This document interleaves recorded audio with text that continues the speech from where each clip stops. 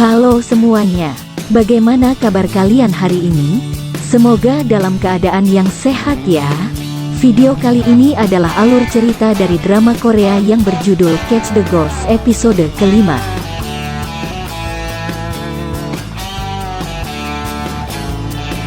Tapi sebelum itu jangan lupa untuk subscribe channel ini karena subscribe itu gratis, dan agar tidak ketinggalan update terbaru jangan lupa untuk aktifkan tanda loncengnya. Dan jangan lupa juga untuk like, comment and share video ini ya.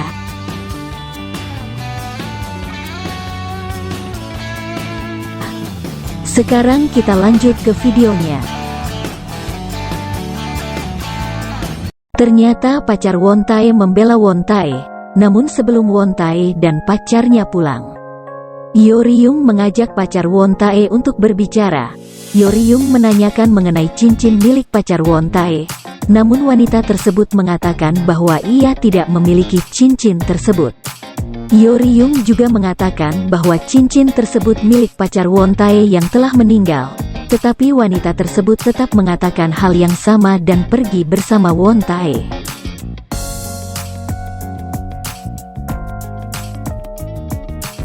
Sesampai di rumahnya, Won Tae meminta pacarnya untuk membuatkan makanan, dan saat pacarnya keluar rumah untuk berbelanja, Won Tae kembali mencari cincin tersebut yang ternyata jatuh di bawah lemari.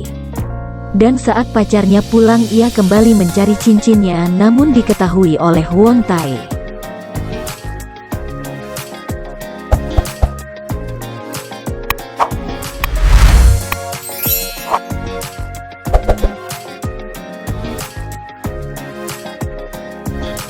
Tidak berselang beberapa lama, Yo Ryung datang ke rumah Won Tae. Ia menelpon pacar Won Tae, lagi-lagi diketahui oleh Won Tae.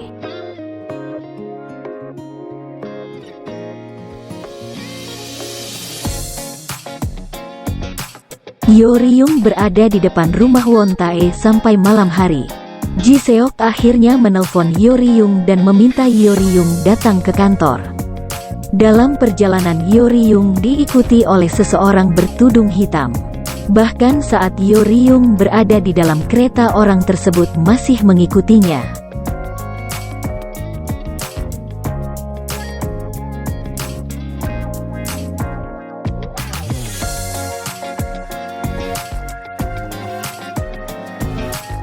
Namun saat Yo Ryung menelpon Ji Seok, tiba-tiba saja Won Tae datang dan memukul Yo Ryung. Setelah Won Tae pergi, pria bertudung datang untuk saja beberapa penumpang lainnya naik, yang membuat pria bertudung kabur sebelum membuat Yo Ryung celaka.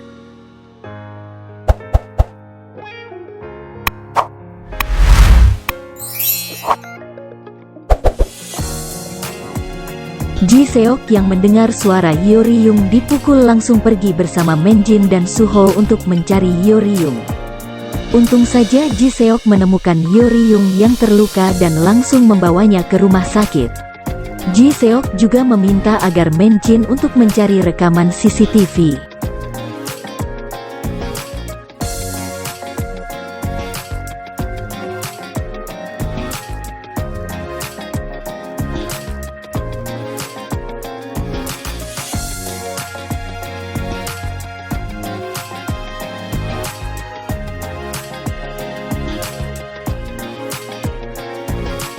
Namun dalam rekaman tersebut terdapat dua orang yang mengikuti Yo Ryung.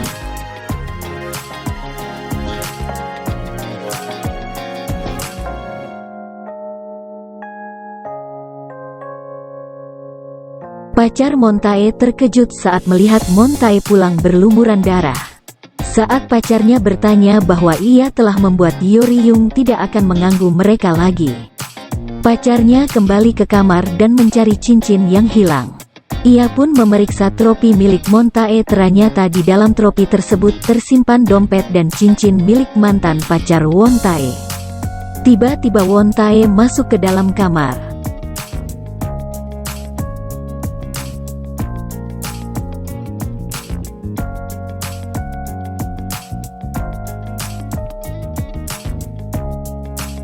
Ji Seok mendatangi rumah Won Tae.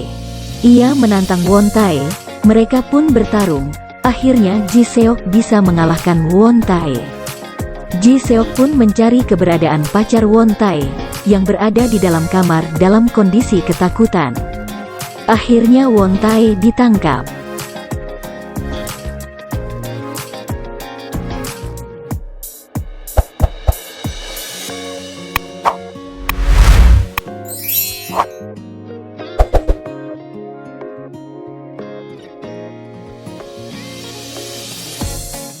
Setelah berada di rumah sakit, Hye Jin pacar Won Tae datang menemui Yo Ryung. Ia memberikan dompet dan cincin milik mantan pacar Won Tae yang meninggal. Ia juga berterima kasih atas apa yang Yo Ryung lakukan. Ia merasa ada yang memperdulikannya. Hye Jin juga memberikan Yo Ryung sebuah flash disk.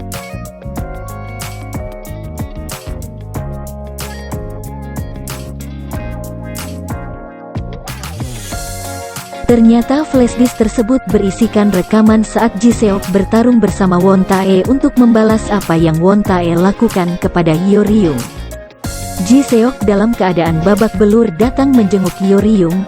Yo Ryung menanyakan apa yang terjadi pada Ji Seok, namun Ji Seok mengatakan bahwa ia terjatuh saat mabuk. Yo Ryung merasa terharu atas apa yang Ji Seok perbuat.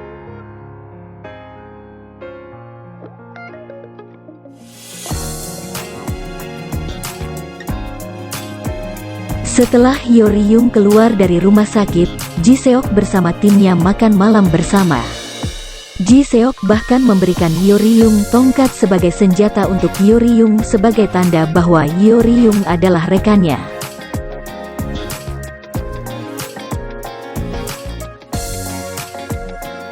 Ji Seok melihat rekaman CCTV yang Menjin dapat saat kejadian pemukulan Yo Ryung. Mereka melihat seseorang sedang mengikuti Yo Ryung. Yo Ryung pun teringat saat ia menemukan fotonya di depan kantor. Namun Yo Ryung mengatakan bahwa ia tidak mengenal siapa orang tersebut.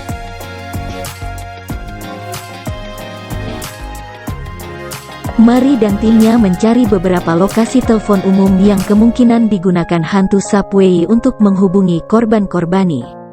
Sedangkan Yo Ryung masih terus mengelilingi terowongan subway yang berada di stasiun Wangduri. Ia justru menemukan sebuah jalan yang tidak tertulis dalam peta yang berada di kantor. Ji Seok bersama tim sedang mempersiapkan rencana untuk mengintai pelaku pelecehan di stasiun. Yo Ryung berjanji akan membantu menangani kasus tersebut agar Ji Seok agar bisa memperingan hukuman disipliner Ji Seok. Suho juga memperlihatkan video seorang wanita yang memiliki julukan avocado yang sering datang ke klub, namun di akhir video seperti terjadi sesuatu kepada wanita tersebut. Yo Ryung berencana untuk mencari tahu hal tersebut, namun dilarang oleh Ji Seok dan meminta agar Yo Ryung fokus dengan apa yang akan mereka kerjakan. Mereka pun menggunakan kostum yang berbeda untuk mengintai. Namun saat berada di stasiun mereka mendengar beberapa wanita membahas mengenai wanita avocado yang menghilang karena hantu subway. Yo Ryung sempat tergoda untuk mencari tahu hal itu, untung saja Ji Seok bisa menghentikannya. Komisaris meminta Mari mencari tahu mengenai kasus avocado. Namun belum melakukan penyelidikan, Mari justru mengatakan bahwa itu tidak ada hubungannya dengan hantu subway. Hal itu membuat komisaris marah dan meminta Mari untuk menyelidikinya. Ji Seok dan Yo Ryung berhasil menangkap banyak pria yang melakukan pelecehan di stasiun. Namun petugas kepolisian lain meminta mereka untuk berjaga di pintu keluar stasiun.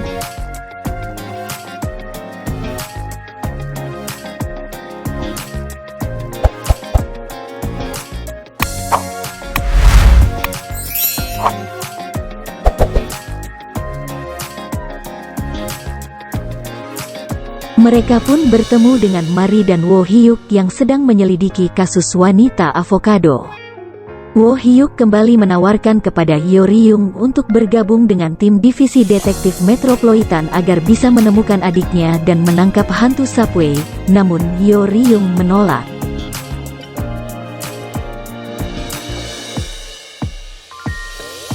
Ji Seok mengajak Yoryung untuk bergabung dengan sekelompok orang yang sedang berjoget.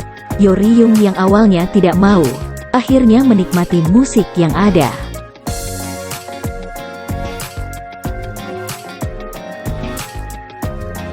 Apakah ada hubungnya kasus wanita avocado dengan kasus hantu subway? Sekian video kali ini, jangan lupa untuk subscribe channel ini dan like, comment, and share video ini.